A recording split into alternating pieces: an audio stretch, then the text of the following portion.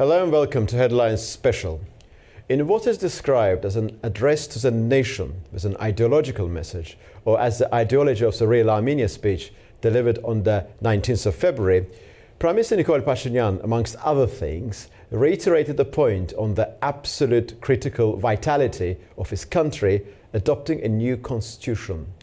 The Armenian leader has long been a proponent of a new constitution, framing his fundamental argument along the lines of a new Armenia being in need of a new constitution in principle, referencing previous referendums held to adopt the existing constitution as lacking in the Department of Legitimacy.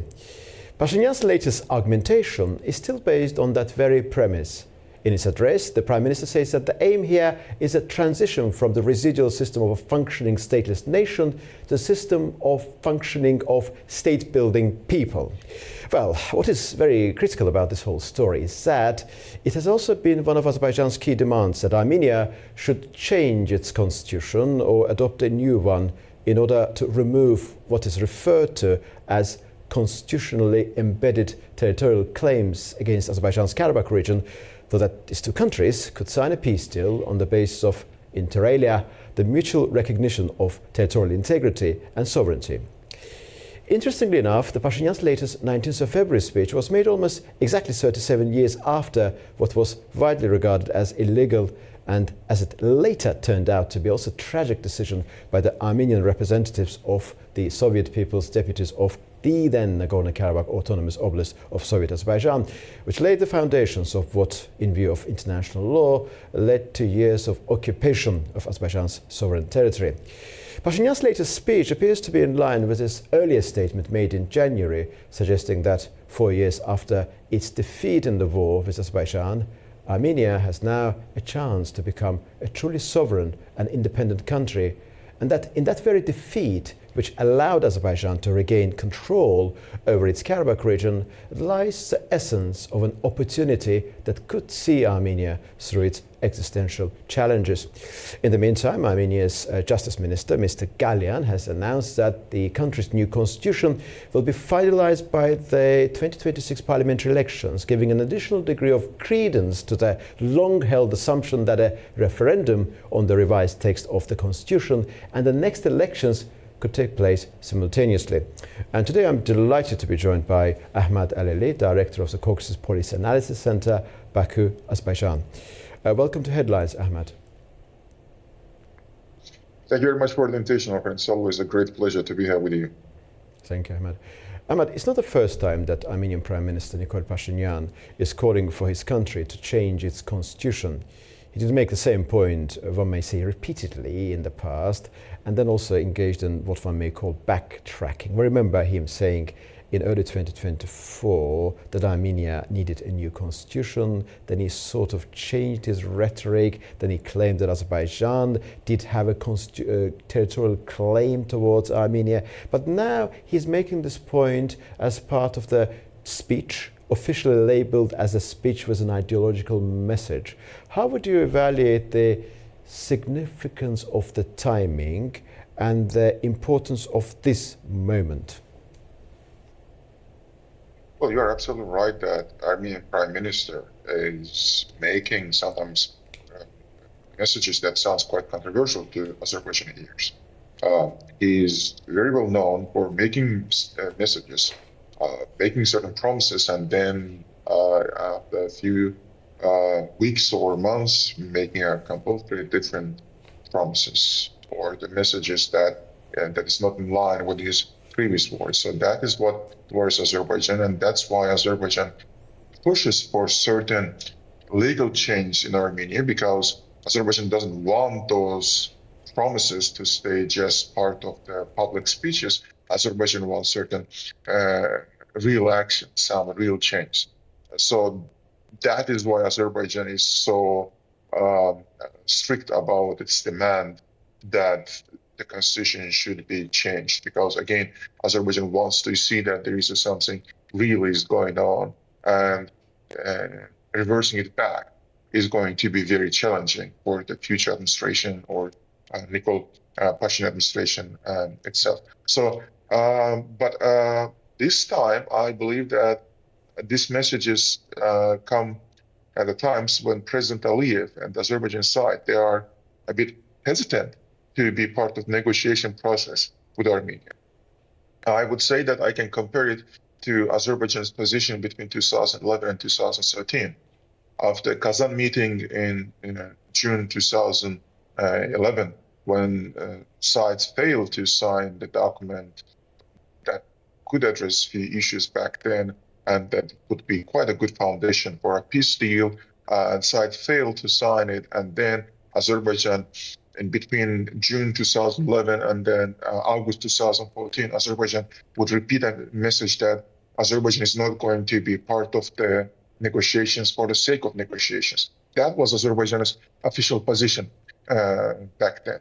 So now, after COP20, after COP29, we're witnessing very similar stand from Azerbaijan.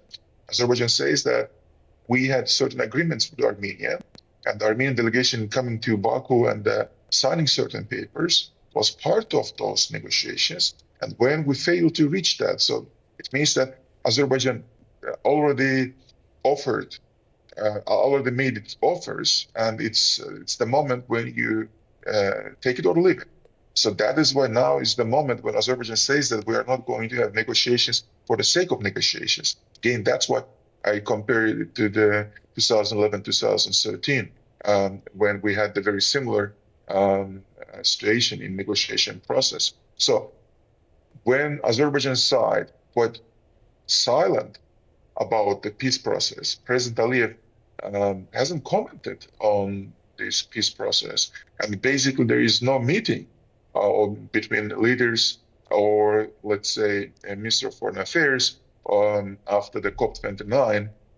So it means that there is a certain expectation in Armenia that the things went south and they have to fix it.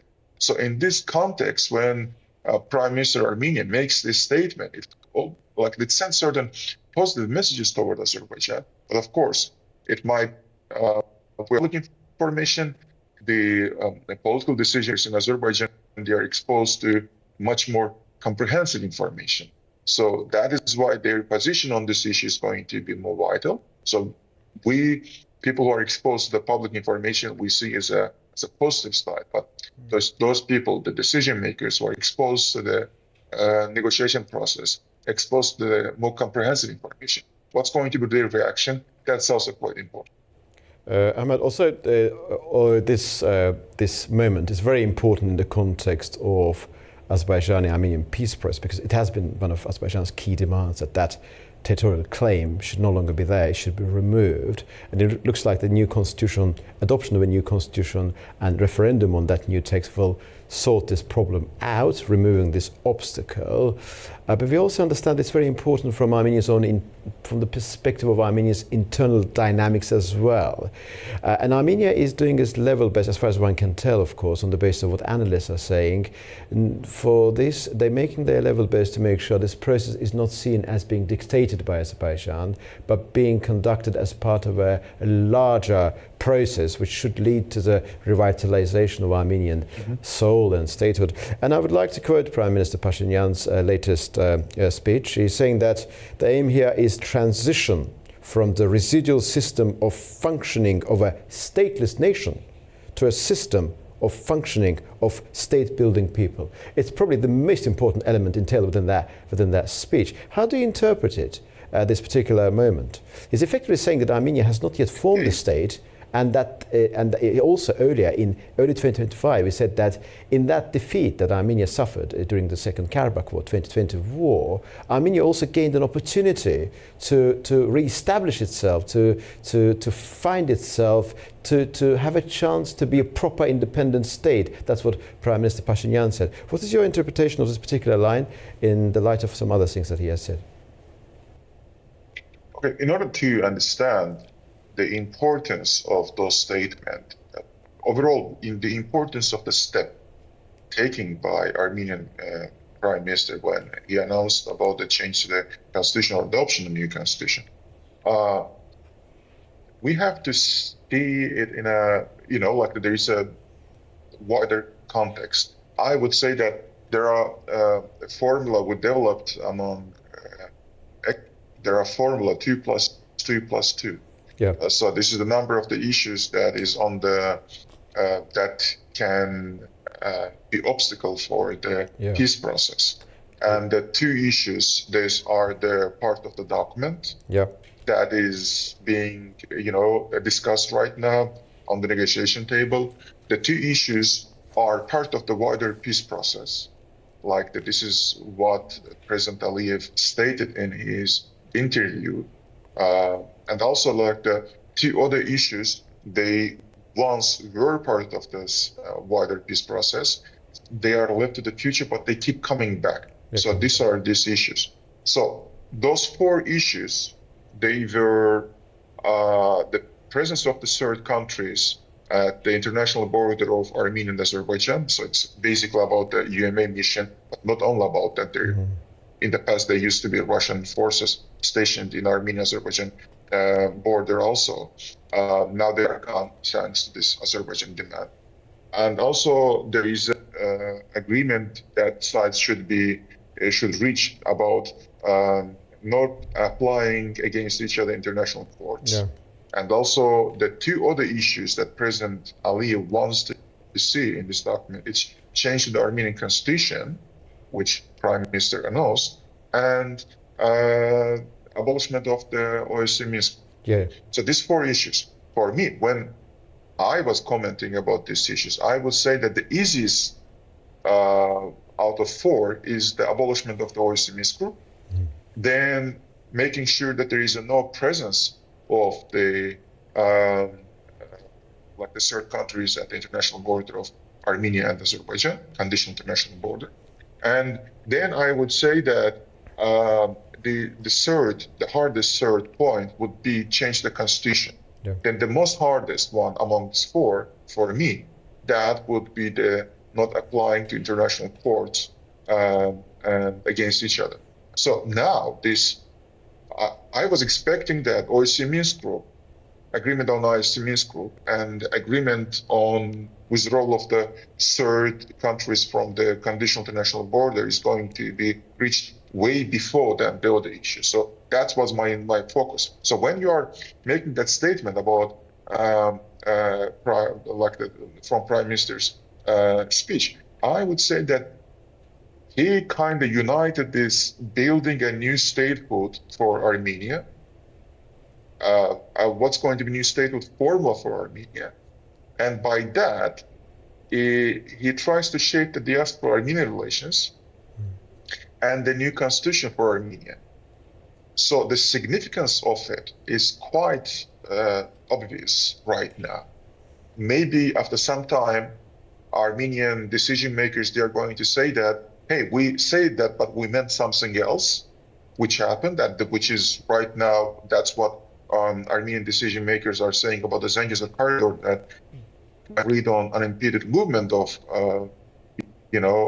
cargo and passengers through the Zengezur corridor would mean what Azerbaijan is, right? So that's the argument right now from Armenian side. But still, them announcing it is quite like the important step for now. Maybe in a few weeks, Prime Minister Pashinyan is going to say that I didn't mean that. In the past, especially in the September of 2022, he made this kind of moves. He announced that he is ready to sign a peace deal with Azerbaijan and recognize Karabakh as part of Azerbaijan. When mass gathered around his palace, he said that no, that was not what I said, right? He changed his mind. So it might be that if there is a strong pressure from the oppositional circles, he might say that you did not, you understood me in a wrong way. I didn't mean that. So it's very typical behavior for Nikol Pashinyan. But in a way to his goal, he may say something, then take a step back and then move forward again. So let's see what he is going to do. So that is why I believe that, again, our information is based on the open sources. We are not exposed to those comprehensive information that decision makers are exposed. So that is why their reaction to this issue. Is it acceptable? for them also. It's going to show that what are the hidden messages, what are the you know underwater stones in this speech also. Effectively, as long as interpretation of some other people is concerned, what Prime Minister is saying is that for us to be able to have a chance to have a future, we need to free ourselves from the shackles of our past. And that past goes back to early 90s, the war with Azerbaijan, necessity of having a new constitution. But as you said, Ahmad, we are not talking about something which is legally binding. Armenia has got its national security doctrine. I think it's still in force legally. And there are elements related to Karabakh, which Azerbaijani side could interpret as territorial claims. And this speech, although it's labeled as the ideology of the real Armenia speech, after all, it's just a speech. It's addressed to the nation with no legally binding nature. But we know that there will be referendum at some point, probably by late 2026. Timing is very, very interesting there because it probably will take place at the same time as the parliamentary elections. And we know that EU civilian mission is likely to leave Armenia probably in February 2027. So the circumstances will be more conducive to some sort of a deal between these two countries by that time. Earlier you referred to what you describe as 2+2+2 construct, and we understand that within those two elements you meant those obstacles. One of them is constitutional and one of them is OSCE Minsk Group, and they seem to be sort of resolvable. Second two entails the provisions of the deal itself, so the necessity of not having third-party presence on the conditional border, and plus refraining from international legal actions. Some people even call the system 2+1.5 because it looks like there is a degree of agreement between Azerbaijan and Armenia on that point about refraining from legal actions. And about the third two, I mean, could you just walk us through that third element, which entails two factors? One is opening of communications, and another one is please could you elaborate on that? Reparations. Yeah. So let me go back to this 2+2+2 or 2+1+5 formula, right? We can differ. By the way, I'm familiar with this construct thanks to your writings. I have to quote you on that. Yes, like thank you for being careful reading those issues. Like it's always great pleasure that when we can talk about those issues, like that we can share of those ideas. So the thing is, the hardest point, like that, in my humble opinion, the hardest point that Armenia and Azerbaijan is going to, it's going to be very hard to reach, is going to be about the international court cases, and it's because of the diaspora factor.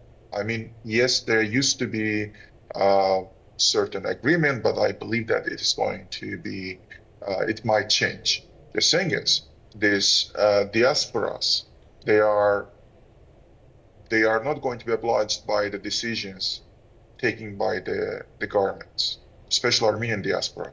They might say that they refuse any obligation imposed to them by the Armenian government. They might say that they are going to push forward and apply to international courses and blame Azerbaijan on certain issues, etc. Right? It can destroy the whole construction of the peace deal. Right? If even Baku and Yerevan signs a peace deal, and after a week, Armenian diaspora or some prominent member of the House of Representatives or Senate, supported by Armenian diaspora, he or she is going to push on behalf of the diaspora representative for certain legal actions or political actions. That is going to affect the peace process, and that is very, very important. But you are going back to your initial question. I would say that the two issues that are part of the wider peace process, or sides agreed that they are going to leave it to the future negotiations, but they keep coming back. These issues are the Zengezur corridor and reparations. So Zengezur corridor issue, Prime Minister Pashinyan said that he personally pushes this agenda back to the negotiation table, right? It says that we haven't forgotten about that, like that we want to discuss about this issue. So it's not Azerbaijan side pushing for bringing this case back to the negotiation table, but Armenian Prime Minister. But also we have seen that President Aliyev several times mentioned the damage done by Armenia to properties of Karabakh Azerbaijanis.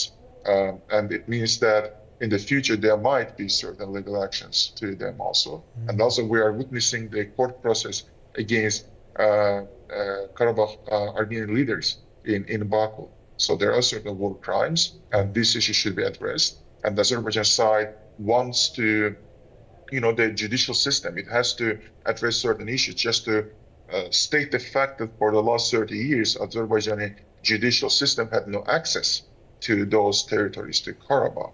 It was under Armenian occupation, and there was no way that the crimes committed in these territories for the last 30 years, Azerbaijani judicial system might take no responsibility for any action in the future, right? One has to make clear. It needs to be, clarified. So that is why I believe that these issues, they are not part of the official narratives right now. They are not part of this negotiation process, but they are somewhere out there, and they keep coming back. And I believe that in the future, they might be part of the negotiation process. It's very important that we don't forget about them, because sometimes our Armenian colleagues are saying that it's a new demand, because they say that Azerbaijan doesn't want to, each time Azerbaijan comes with a new demand, but in reality, there is no new demand. There are certain demands that is like those demands are being discussed in Azerbaijani media, but they are not part of the peace process at the moment. But doesn't mean that they are not going to be part of the peace process in the future. They might come back. So that is why it's very important that we take these issues into account. Zengezur corridor and reparations. These issues might have a quite strong comeback in the upcoming months or years. So we've got three layers of issues. One layer is those issues included within the deal, this third-party presence refraining from legal actions. Second layer, peace process in general, constitutional obstacle, OSCE Minsk group dissolution. And the third layer, wider peace process, including the opening of communications and issues related to reparations. I just want to understand one tiny point there. If parties agree to refrain from legal actions, instituting legal actions against each other at international fora, how does that square with issue related to reparations? Should the reparations be part of a different deal, bilateral deal between Azerbaijan and Armenia, or that also to be sorted out by means of international fora? Because if you are refraining from legal action, then reparation must be sorted out by some other means, I imagine. Could you just clarify that particular point as well, Ahmed? Yeah, look, I would say that this is my personal opinion on this issue. Of course, I'm not familiar with the text that's been discussed this issue, but I believe that the issue is that once Baku and Yerevan reached deal on the international court cases, once Baku and Yerevan reached certain agreement on how they are going to deal with their court cases, will they apply or not apply, then this issue might be discussed there. But the issue that right now we are witnessing that Baku and Yerevan, they have not reached agreement on these issues. So it means that reparations are out there. The case about reparations are out there, and it might come back. So that is why, to what extent it's going to be relevant in the future, we are going to witness,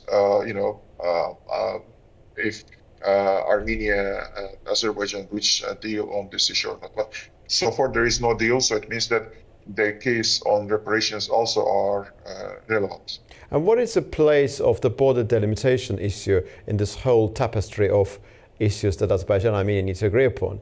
We understand that the 12.4 kilometer section of the interstate border has become official border, but we also understand that there are different ways of looking at to what extent the interpretation of the 1991 Almaty Declaration should be literal or not.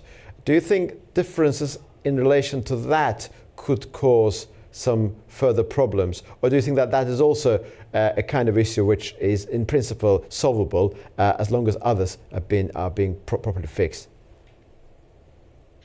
Oh, no, you're absolutely right. That might be a problem, but the thing is, right now, what we are witnessing that most of the successes of the negotiation process comes from the border delimitation demarcation committees. So I would say that this is the most effective track in official negotiation process, right? And there's the officials, they meet and they talk on these issues at the border. They quite easily reach agreements, and now I would say that they agreed on certain maps, and it's in the phase of implementation. So that is why right now we are not receiving any messages that there is problems on this issue. There might be, but it's in the action you might have so many problems in other issues. But this is one of the most successful cases within the overall peace process, I would say. So that's why I did not include it to the list. But I would say that in the future we also might witness certain problems in this regard also. I see. And also my last question to you, Ahmad, you said that there was a period of silence in the context of bilateral negotiations, and you said that Azerbaijani side has employed this policy of not being so active when it doesn't get enough, doesn't feel that Armenian side is doing enough in order to move this process forward. And Prime Minister's latest speech described as a speech with an ideological message. Do you think that it will change something for the next few months, or you think that it's too early to say anything conclusive? Well, it's definitely a positive message. Mm-hmm. Will it transform into certain actions or not? That is the question. Mm-hmm. If it transforms into certain actions, Azerbaijan side might react in a quite positive way also. But as we agreed at the beginning that Nikol Pashinyan is very prominent for his changing position on so many important issues.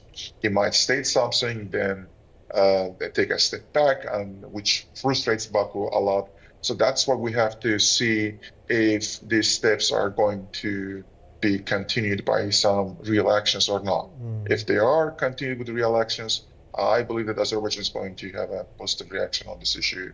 But not, Azerbaijan is going to continue its active silence position, right? So it's silent. It doesn't react to certain messages. Armenian PM and certain Armenian officials, they are quite public. They make several interviews per day. They try to be part of the TV interviews, exposing their position to the wider public and looking for the reaction from Azerbaijan side. But for the last, I would say that since COP29, there was only one TV interview of President Aliyev when he declared Azerbaijan's official position, right? And then nothing.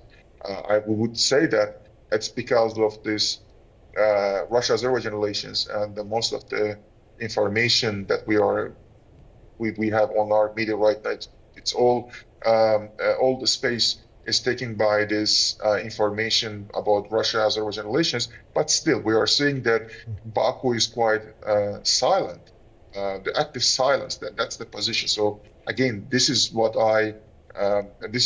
reminds me 2011, 2013, when Azerbaijan's official position was that we are not going to have a negotiation for the sake of negotiation, right? So that makes quite many people in Yerevan also nervous, and I believe that this is what causes them to make certain statements, such as yesterday's statement by Armenian PM. So this is if Azerbaijan side reacts and Armenian side decides that, okay, this is the reaction what we wanted. Right now, Azerbaijan is back to the negotiation, active negotiation process, abandoning their silence,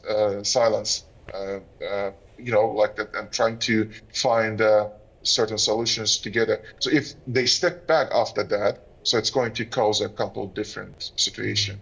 in the negotiation process. So Azerbaijan is looking for the real actions to follow these statements. And then Azerbaijan is going to believe that then the intentions are quite serious.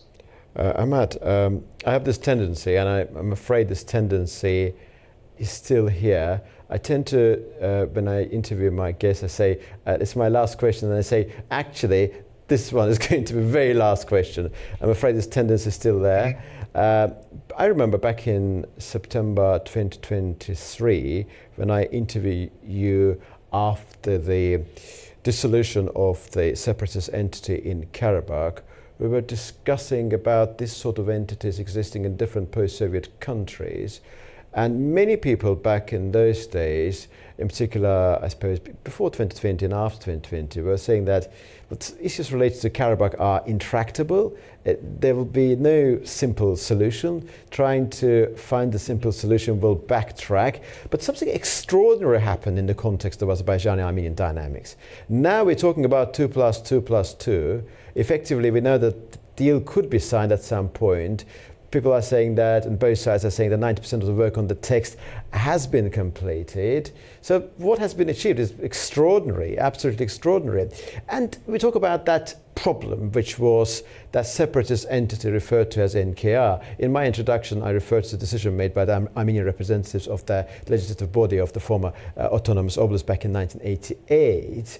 And this construct is referred to as Russia-supported separatist entity inside a post-Soviet country, causing tensions and becoming a problem which will never be sorted out. Azerbaijan and Armenia, effectively, thanks to Azerbaijan's actions on the ground, this problem appeared to have been sorted out between these two countries. And back then, when I asked you this question in September 2023, I said, what other post-Soviet countries could learn from Azerbaijani experience of fixing the problem?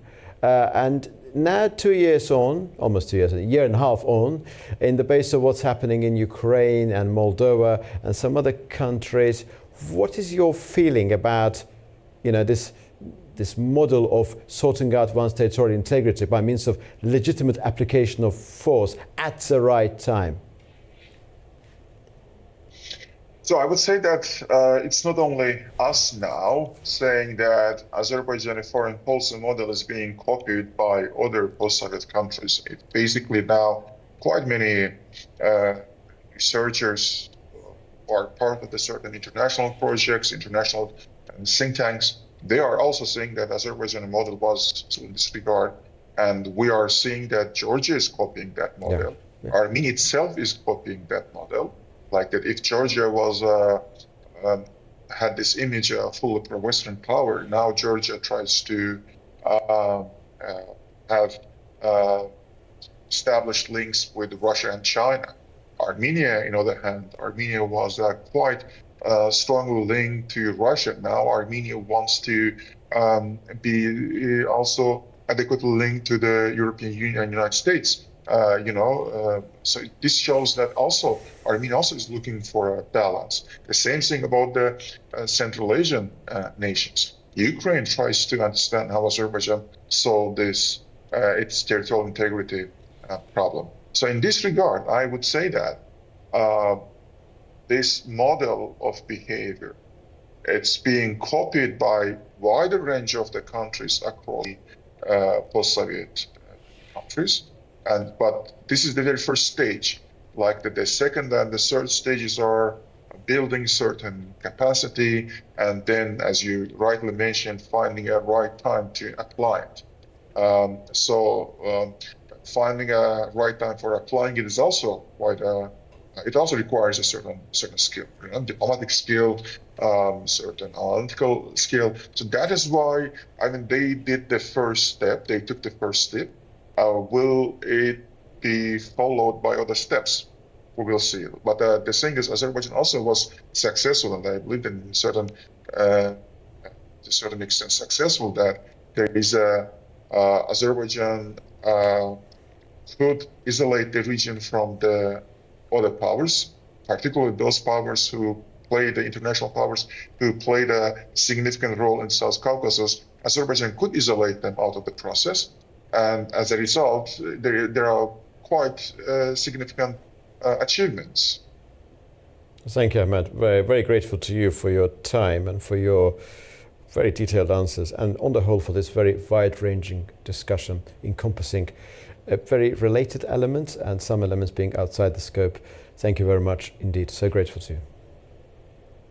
My pleasure. Thank you very much for the invitation. Thank you. This was Ahmed Aleli, Director of the Caucasus Policy Analysis Center, with whom we discussed Prime Minister Nikol Pashinyan's latest speech, his call for a new constitution, Azerbaijani-Armenian peace process, and some other related subjects. See you very soon indeed.